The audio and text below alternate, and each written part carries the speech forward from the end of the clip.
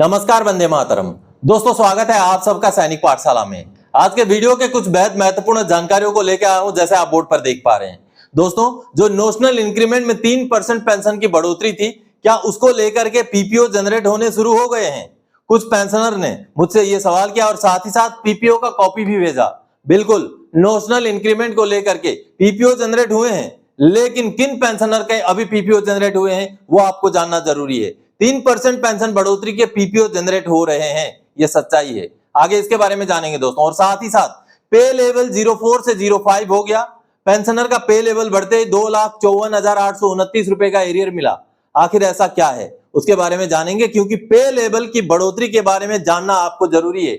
आपका भी अगर पे लेवल बढ़ जाए तो आपका भी एरियर बनेगा, उसका सही पेंशन का भुगतान आपको होगा। उसके साथ ही साथ दोस्तों, एडिशनल पेंशन में 20% से 100% तक की बढ़ोतरी होगी, लेकिन स्पर्श के अंदर आपको कुछ चीजें चेक करके रखनी है, तभी आपको ये बढ़ोतरी मिलेगी। इसके बारे में भी आगे बताऊंगा दोस्तों। और साथ ही साथ कुछ पेंशनर्स को आज भी 560 सर्कुलर का एरियर नहीं मिला है, जिस पर अभी पेंशनर को एरियर मिल रहा है, उसका भी आगे लाइव एग्जांपल के साथ आपको समझाऊंगा। और साथ ही साथ आईटीआर फाइलिंग का डेट अब बढ़ गया है। जी हां, आप आईटीआर फाइलिंग अब 15 सितंबर तक भी कर सकते हैं, उसके बारे में भी आगे जानकारी हासिल करेंगे। तो इन्हीं विषयों को लेकर आगे बढ़ेंगे। आगे बढ़ने से पहले हमेशा की तरह मेरा आप सबसे आग्रह है, अगर सैनिक पाठशाला चैनल का वीडियो आप बगैर सब्सक्राइब किए ही चैनल को देख रहे हैं तो सबसे पहले फटाफट से चैनल को सब्सक्राइब कर दीजिए। दोस्तों, ये सामने आप आंकड़ा देखिए, चैनल में सब्सक्राइब करके देखने वालों से ज्यादा नॉन सब्सक्राइबर्स की संख्या ज्यादा है। यानी कि आप वीडियो तो देखते हैं लेकिन चैनल को सब्सक्राइब किए बगैर ही देखते हैं। इससे आपका नुकसान ये होगा कि सैनिक पाठशाला में जो कंटिन्यूअसली जानकारी दी जाती है वो जानकारियां आपसे छूट जाएंगी, वीडियोस का नोटिफिकेशन आपको नहीं मिलेगा। इसलिए सबसे पहले फटाफट से चैनल को सब्सक्राइब कीजिए, उसके बाद वीडियो को देखना शुरू करें। दोस्तों, चलिए आगे बढ़ेंगे अब जानकारियों की ओर। सबसे पहले आपको 20% से लेकर 100% तक एडिशनल पेंशन मिल सकता है, मगर स्पर्श में ये चेक करें। जी हां, आपको स्पर्श के अंदर कुछ चीजें चेक करके रखनी है। ऐसे ही पेंशनर थे जिनका एडिशनल पेंशन शुरू नहीं हो रहा था, उसके बाद कई सारे कार्रवाई करने के बाद भी जब एडिशनल पेंशन शुरू नहीं हुआ तो उनका स्पर्श के अंदर कुछ ऐसी कार्रवाई की गई जिससे उनका एडिशनल पेंशन शुरू हो गया। उसका एक छोटा सा वीडियो क्लिप पहले देख लीजिए। मेरा पापा 80 साल का हो चुका है। 2 साल तक हमने संघर्ष किए लेकिन कोई बेनिफिट नहीं हुआ। बीच में जब हम सैनिक पाठशाला से जुड़े और जैसे जैसे कार्रवाई की, आज मेरे पापा को एडिशनल पेंशन मिल रही है। एडिशनल पेंशन सभी को मिले जो इसके हकदार हैं, चाहे वो फैमिली पेंशनर हैं चाहे वो पेंशनर हैं। सैनिक पाठशाला के अनुसार अपने अधिकारों के लिए तो दोस्तों, एडिशनल पेंशन में सबसे महत्वपूर्ण चीज है पेंशनर का डेट ऑफ बर्थ। चाहे फैमिली पेंशनर हो चाहे सर्विस पेंशनर हो, कोई भी हो, सभी को एडिशनल पेंशन लागू है। लेकिन एडिशनल पेंशन अभी फिलहाल 65, 70, 75 एज पे नहीं मिलता है। एडिशनल पेंशन मिलता है 80 साल की उम्र में, और वो भी 80 साल उम्र खत्म होने के बाद।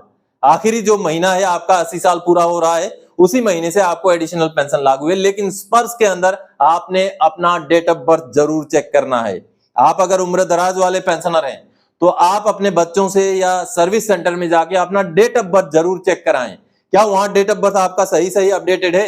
अगर सही डेट ऑफ बर्थ अपडेटेड नहीं है तो आप लाख कोशिश कर लें, आपको स्पर्श की तरफ से एडिशनल पेंशन नहीं मिलेगा। इसलिए यह महत्वपूर्ण कार्रवाई जरूर कर लें, स्पर्श के अंदर डेट ऑफ बर्थ चेक करने का, और अगर गलत है तो उसको अपडेट करने का। चलिए अगली जानकारी की ओर आगे बढ़ते हैं। रिलैक्स हो जाइए, आईटीआर का टाइम एक्सटेंड हो गया है। अब 15 सितंबर तक आराम से भरें आईटीआर। जी हां दोस्तों, ये सामने आप वित्त मंत्रालय का डिपार्टमेंट ऑफ रेवेन्यू का लेटर देख पा रहे हैं, जो कि सर्कुलर नंबर 6 है। इस सर्कुलर के तहत 27 मई 2025 को यह जानकारी दी गई है फाइनेंस मिनिस्ट्री की तरफ से कि अब आईटीआर फाइलिंग करने का जो असेसमेंट ईयर 2025-26 का है, उसका डेट 31 जुलाई 2025 से बढ़ा करके 15 सितंबर 2025 कर दिया गया है। अब ध्यान से भरिए, आराम से भरिए, लेकिन आईटीआर जरूर भरिए जो भी आईटीआर भरने के लिए एलिजिबल पेंशनर हैं। हालांकि जितने फैमिली पेंशनर हैं या कम पेंशन लेने वाले पेंशनर हैं, उनका इनकम टैक्स नहीं बनता है, लेकिन इनकम टैक्स ना बनने के बावजूद भी आईटीआर फाइलिंग करना अलग मुद्दा है। इसलिए इनकम टैक्स जिन्होंने पेमेंट नहीं किया उनको भी आईटीआर फाइल करना जरूरी है, क्योंकि आईटीआर बहुत कामों में जरूरत पड़ जाता है। चलिए आगे बढ़ते हैं अगली जानकारी की ओर। सबसे ज्यादा घपला सर्कुलर 560 में अब आया मई में एरियर 1,29,607 का। शाबाश। जी हाँ दोस्तों बहुत सारे पेंशनर्स हैं जिनको 560 नंबर सर्कुलर का एरियर अभी तक भी नहीं मिला है। ये सामने आप सर्कुलर देख पा रहे हैं, यही वो 560 नंबर सर्कुलर है जो 2016 का ही सर्कुलर है। इस सर्कुलर में पीसीडीए ने साथ ही साथ रक्षा मंत्रालय ने क्लियर कट गाइडलाइन निकाले थे जो कि डिसेबिलिटी पेंशनर के लिए, लिबरलाइज्ड फैमिली पेंशनर के लिए, स्पेशल फैमिली पेंशनर के लिए गाइडलाइन थे। 560 नंबर सर्कुलर के तहत इन फैमिली पेंशनर या इन डिसेबिलिटी पेंशनर का पेंशन को बढ़ोतरी किया गया था, मिनिमम पेमेंट फिक्स किया गया था, यानी कि जो उससे कम ले रहे थे उनको उतने में लाया गया था। इसका टेबल भी आप देख पा रहे हैं, इस टेबल के हिसाब से उनको भुगतान होना था। लेकिन बहुत सारे पेंशनर्स आज भी सही वार इंजरी एलिमेंट या सही डिसेबिलिटी एलिमेंट या सही लिबरलाइज फैमिली पेंशन या तो सही स्पेशल फैमिली पेंशन का एरियर प्राप्त नहीं करने वाले बहुत सारे पेंशनर्स हैं। ऐसे ही पेंशनर्स जब सैनिक पाठशाला के साथ जुड़ते हैं तब उनको फायदा होता है, उनको सही जानकारी मिलती है और जब वो सटीक कार्रवाई करते हैं तो उनको एरियर का भी भुगतान हुआ होता है। अब 1,29,607 रुपए एरियर भुगतान का एक मामला है जिसमें पेंशनर का एक छोटा सा वीडियो संदेश है, उसको सुन लीजिए। जय हिंद सर, मेरा वार इंजरी एलिमेंट का जो रेट था वो नॉर्मल रेट से मिल रहा था। तो बाद में मैं सैनिक पाठशाला का वीडियो देखने के बाद मैं सैनिक पाठशाला के सर से बात किया और उनको पूछा तो उन्होंने बताया कि सिप्पीग्राम में ग्रेवेंट डालो। तो मैंने सिप्पीग्राम में ग्रेवेंट डाला। सिप्पीग्राम में ग्रेवेंट डालने के बाद 4-5 महीना तकरीबन कोई एक्शन नहीं हुआ। तो दोबारा मैं सर को बात किया, सर ये अभी तक आया नहीं है। उन्होंने दोबारा मेरे को आरटीआई डालने के लिए बताया। तो आरटीआई डालने के बाद मुझे 24 मई को 1,29,607 रुपये का एरियर मेरे अकाउंट में क्रेडिट हुआ। तो मैं सैनिक पाठशाला को धन्यवाद करना चाहता हूँ। तो आप सबने देखा, सैनिक पाठशाला के साथ निरंतर जुड़े रहने की वजह से, सैनिक पाठशाला के वीडियोस गाइडलाइन की वजह से पेंशनर को उनका सही वार इंजरी एलिमेंट का पैसा और उसका पूरा एरियर मिल गया है। आप भी अगर सैनिक पाठशाला के साथ व्हाट्सएप के जरिए मैसेज करना चाहते हैं तो चैनल को ज्वाइन कीजिए, आपको व्हाट्सएप नंबर मिलेगा। आप मुझसे आपका जो भी प्रॉब्लम है, पेंशन से जुड़ा हुआ प्रॉब्लम है, वो शेयर कर सकते हैं दोस्तों। चलिए आगे बढ़ते हैं अगली जानकारी की ओर। 3% पेंशन बढ़ोतरी के पीपीओ निकल रहे हैं, क्या है हकीकत? आगे आपका पीपीओ कब तक निकलेगा? जी हाँ दोस्तों, कुछ पेंशनर मुझसे सवाल कर रहे हैं कि जो 3% पेंशन की बढ़ोतरी, जो नोशनल इंक्रीमेंट का अभी आदेश डीओपीटी ने निकाला 20 मई 2025 को, उसके ऊपर अमल होकर के पीपीओ निकलने शुरू हो गए हैं। पेंशनर ने मुझे पीपीओ के कॉपी भी भेजे, लेकिन ऐसा नहीं है दोस्तों। 20 मई का आदेश तो आ गया है, लेकिन अब उसके ऊपर पीपीओ जनरेट नहीं हुए।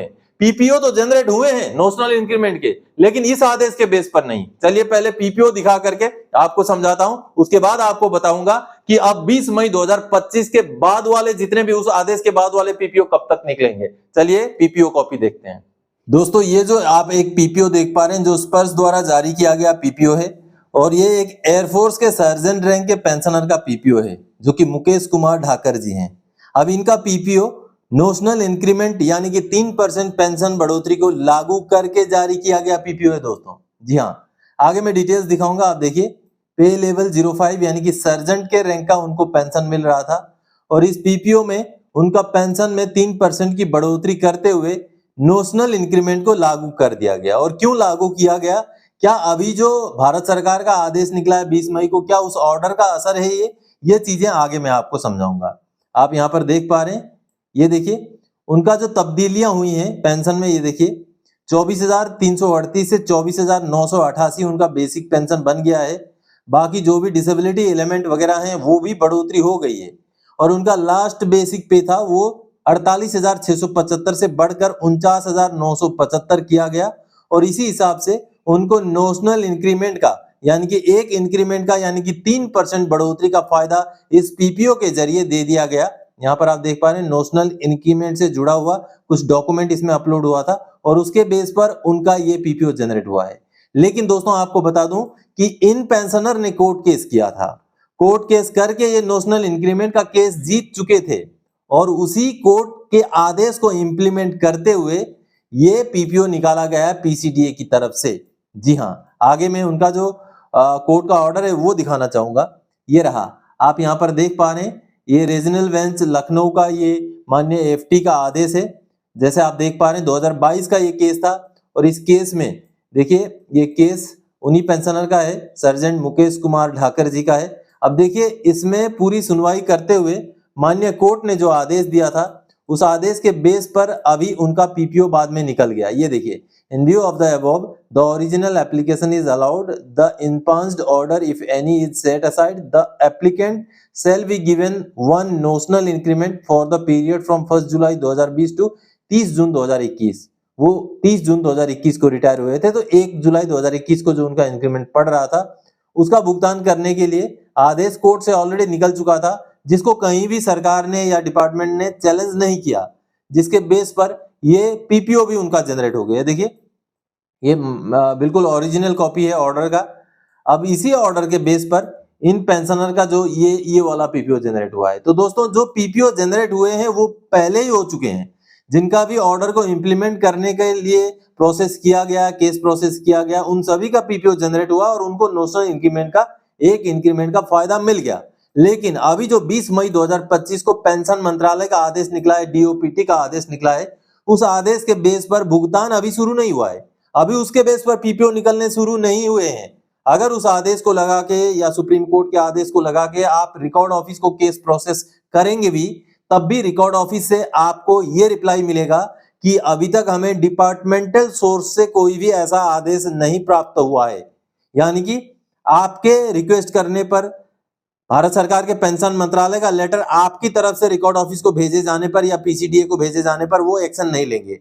आगे उस ऑर्डर के बाद, डीओपीटी का ऑर्डर के बाद डिफेंस मिनिस्ट्री का भी ऑर्डर निकलना है और उस ऑर्डर के बेस पर आगे सीजीडीए को ऑर्डर जाएगा, उसके बेस पर ही आपको नोशनल इंक्रीमेंट मिलेगा। इसलिए जिन्होंने भी कोर्ट केस नहीं किया है या कोर्ट केस करने के बाद जिनका अभी तक इंप्लीमेंट नहीं हुआ है, उनको इंतजार करना चाहिए अगला आदेश डिफेंस मिनिस्ट्री से निकलने तक का।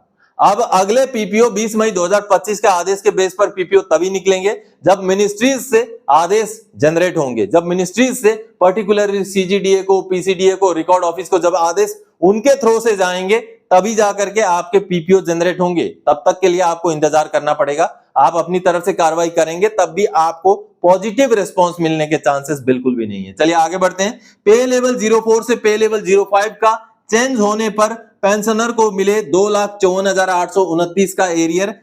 आइए समझते हैं। जी हाँ दोस्तों, मई के महीने में देखा है कि बहुत सारे पेंशनर्स को एरियर मिला है। आप मई का पेंशन का इंतजार कर रहे हैं, लेकिन मई के महीने में ही बहुत सारे पेंशनर्स ने एरियर प्राप्त किया है। अब जो एरियर की मैं बात कर रहा हूं वो पे लेवल 04 से पे लेवल 05। जी हाँ दोस्तों, हमारा जो पे लेवल होता है वो हमारे रैंक के हिसाब से होता है। आप सिपाही हैं तो आपका पे लेवल 03, आप नायक हैं तो 04, हवलदार हैं तो 05, एमएससीपी नायब सूबेदार, ऑनरेरी नायब सूबेदार या नायब सूबेदार हैं तो 06, सूबेदार 07, सूबेदार मेजर 08। इस तरीके से रैंक के साथ साथ आपका पे लेवल भी बढ़ता जाता है।